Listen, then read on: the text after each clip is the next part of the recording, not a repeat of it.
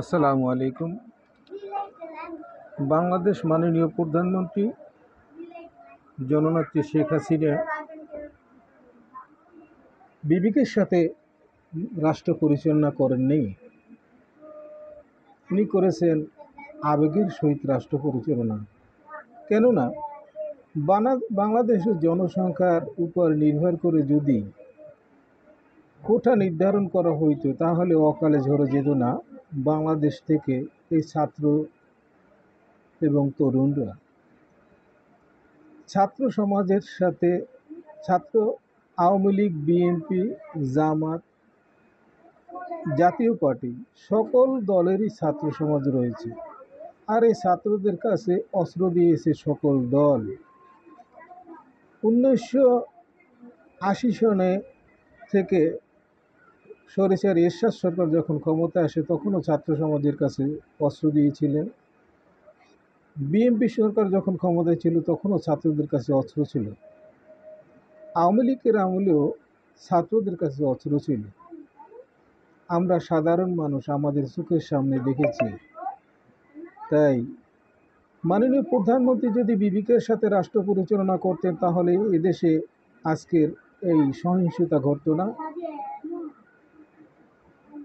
বাংলাদেশের স্বাধীনতার জন্য যে সকল মুক্তিযোদ্ধারা প্রাণ দিয়েছেন এবং যুদ্ধ করেছেন, আমরা তাদেরকে লাখো সালাম জানাই তাদের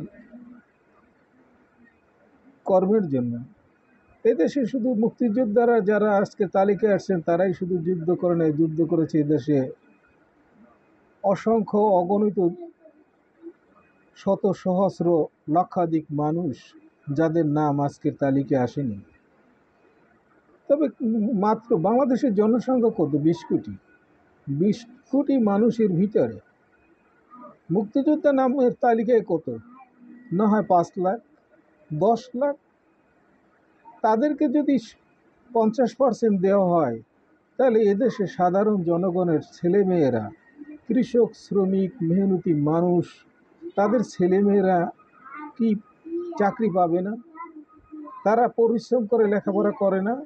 মাননীয় প্রধানমন্ত্রী কেন আবেগের সহিত তাদেরকে এগুলি দিয়ে দিয়েছেন? তাদেরকে যে হারে ভাতা দিতেছেন, রাষ্ট্রের অর্থনৈতিক যে অগ্রগামীটা ইনকামটা কৃষিখাত থেকে আসে, সাধারণ শ্রমিকদের কাছ থেকে আসে। সাধারণ শ্রমিকের ভ্যাটের টাকা দিয়ে দেশ চলে। আর সেই সাধারণ মানুষ কিছুই পাবে না, শুধু মুক্তিযোদ্ধারা পাবে। এই কথাটা মনে হয় অযৌক্তিক কথা।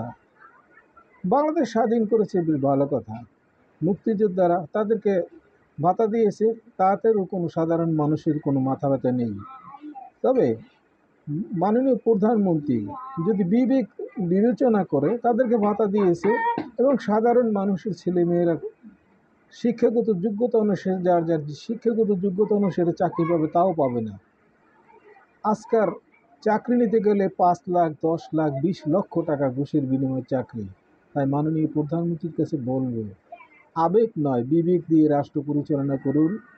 আবেগ নয় বিবেক দিয়ে রাষ্ট্র পরিচালনা করুন। বিবেক হলো মানুষ সবার উপরে। বিবেক হলো সর্বশ্রেষ্ঠ আদালত। যার বিবেক নাই তার কিছুই নেই। তাই মাননীয় প্রধানমন্ত্রী তাকে বলতে চাই, এবং সরকারিও বাংলাদেশ সরকার বর্তমান আওয়ামী লীগ সরকারের যে সকল মন্ত্রিসভায় যে সমস্ত লোক রয়েছেন সকলের দৃষ্টি আকর্ষণ করছি, আপনারা অবিলম্বে আবেগ নয় বিবেক দিয়ে রাষ্ট্র পরিচালনা করুন। যার যার স্ব স্থান থেকে দায়িত্ব পালন করুন। কোন মানুষ কেন আজকের দেশের ভিতরে সহিংসতা, এটা আপনারা সৃষ্টি করেছেন। তাই আবেগ নয় বিবেক দিয়ে রাষ্ট্র পরিচালনা করুন। জনসংখ্যা হিসেবে কোটা নির্ধারণ করুন।